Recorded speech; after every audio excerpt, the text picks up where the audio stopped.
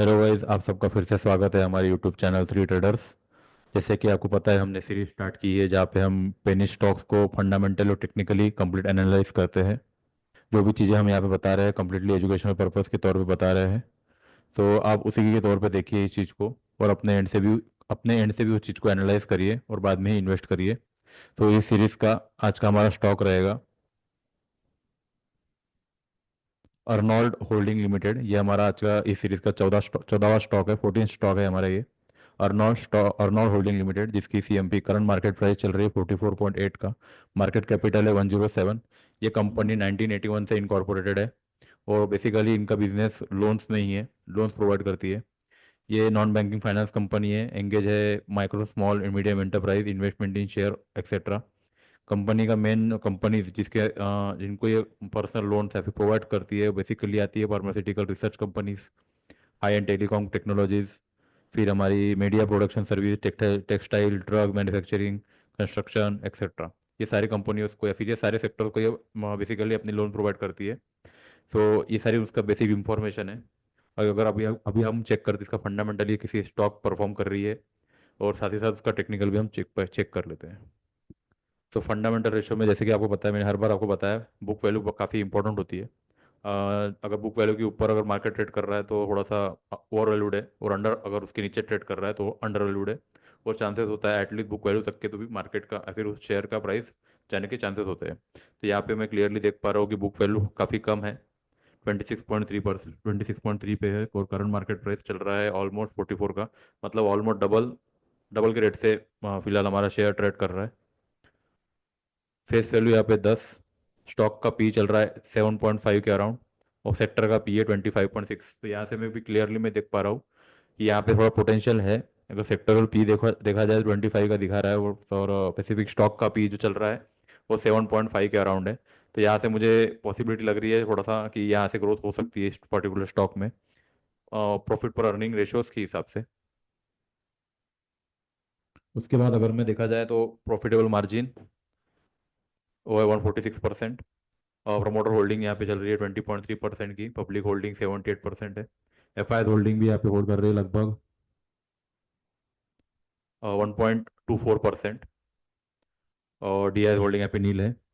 तो जिस हिसाब से भी जितने भी हमने रेशोज यहाँ पे चेकआउट किए, उस हिसाब से मैं ये तो इतना बोल सकता हूँ, कुछ पॉइंट निगेटिव है, कुछ पॉइंट पॉजिटिव है। पॉजिटिव पॉइंट में ये हम देखा जाएगा कि पॉजिटिव पॉइंट में ये है कि इनका स्टॉक का पी कम है, प्रॉफिट मार्जिन भी काफ़ी अच्छा चल रहा है, एफ आई एस की होल्डिंग भी यहाँ पे बनी हुई है, बुक वैल्यू के काफ़ी नज़दीक है। अब निगेटिव पॉइंट के तौर पे बस इतनी चीज देंगे, यहाँ पे continuously promoter holding decrease decrease हो रही है, लोएस्ट पॉइंट के तौर पे है। तो थोड़ा सा उसको अगर अगर उस चीज को निगलेक्ट कर दे तो स्टॉक मुझे और सेक्टर वाइज मुझे काफी अच्छा लग रहा है। इस प्रोस की बात करूँ, प्रोस कंपनी रेगुलरली और रेगुलर इंटरवल अपना डेप्थ ये कम करते हुए जा रही है। और आने वाला जो क्वार्टर है इस कंपनी का आने वाला क्वार्टर काफी अच्छा जाने के चांसेस दिखाई दे रहे हैं मुझे। और कंटिन्यूसली 5 सालों से 100% का सीजीआर मेंटेन किया हुआ है। कंपनी का सेल्स ग्रोथ कंटिन्यूसली बढ़ रहा है। तो ये सारी काफ़ी अच्छी चीज़ें हैं कंपनी के लिए। अगर जो भी हम फाइनेंशियल कंपनी में इन्वेस्ट करते हैं, हम यही चीज़ें देखते हैं कि कंटिन्यूस ग्रोथ हो रही है, क्या इनकम सोर्स जनरेट हो रहा है नहीं हो रहा है, इंटरेस्ट अर्न हो रहा है कि नहीं हो रहा है, ये सारी चीज़ें हम देखते हैं। कॉन्स की बात में वही एक चीज़ रहेगी, प्रमोटर होल्डिंग काफ़ी कम है।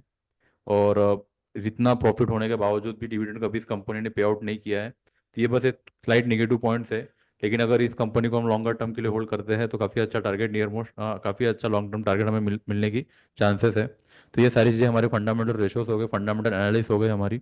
तो आप भी अपने एंड से इस चीज़ को एक बार देख लीजिएगा, क्रॉस चेक कर लीजिएगा, और उसके बाद ही अपना माइंड बनाइएगा इन्वेस्टमेंट करना है कि नहीं। अगर मैं टेक्निकल चार्ट्स पे आता हूँ तो मंथली टाइम फ्रेम में यहाँ पे मुझे क्लियरली दिखाई पड़ रहा है कि 25 एक लोअर मोस्ट सपोर्ट जोन है, और उसके ऊपर मेरा 45 जो मंथली एक सपोर्ट के तौर पे एक्ट कर रहा है 40 to 45 की रेंज में। तो मैं इतना ही बोलूँगा, अगर आपको इस स्टॉक में इन्वेस्ट करना है तो आप वेट करिए 40 के रेंज में आने का। एक बार अगर आपको स्टॉक ये 40 के रेंज में आपको मिल जाता है, तो वहाँ पे आप हमारी एक इन्वेस्टमेंट के तौर पे भी इस चीज़ को देख सकते हो।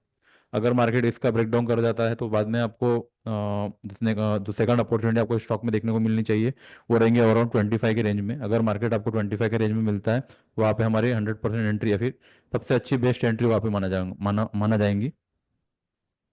तो आप इस चीज़ को भी देख सकते हो।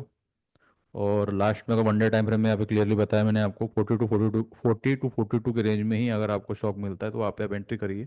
और आपका फर्स्ट टारगेट रहेगा 54 का, अगर मैं आपको डिटेल में बता देता हूँ। तो फर्स्ट टारगेट रहेगा मेरा 54 का, सेकंड रहेगा 73 और थर्ड रहेगा 89 का। तो आप इस स्टॉक को एक बार देख सकते हो टेक्निकली और फंडामेंटली, हमने यहाँ पे आप क्लियरली सारी चीज़ें बता दी है। तो आप भी अपने एंड से इस चीज़ को एनालाइज करिए, और आप भी अपने व्यूज़ अपना सॉरी अपना एनालाइज करके उस चीज़ को आप देखिए, एक बार क्रॉस चेक करिए, उसके बाद ही यह पर्टिकुलर स्टॉक में इन्वेस्ट करिएगा। तो बाकी की जो PS company sector particular sector में आती है, Bajaj finance, Bajaj Finserv, Jio financial, Bajaj holding, Shriram finance, HDFC AMC, ये सारे शेयर्स है जो सेम फॉर्म ऑफ बिजनेस करती है। तो सारे बिजनेसों तो इन सारे स्टॉक में सबसे कम और सबसे कम रेट में अवेलेबल होने वाला स्टॉक अर्नोन होल्डिंग है। तो आप एक बार चेकआउट करिएगा इस स्टॉक को, और उसके हिसाब से ही आप एक बार इन्वेस्टमेंट की आइडियाज प्लान करिएगा। सो आज के लिए बस इतना ही, मिलते हैं अगले वीडियो में एक नए स्टॉक के साथ। Thank you.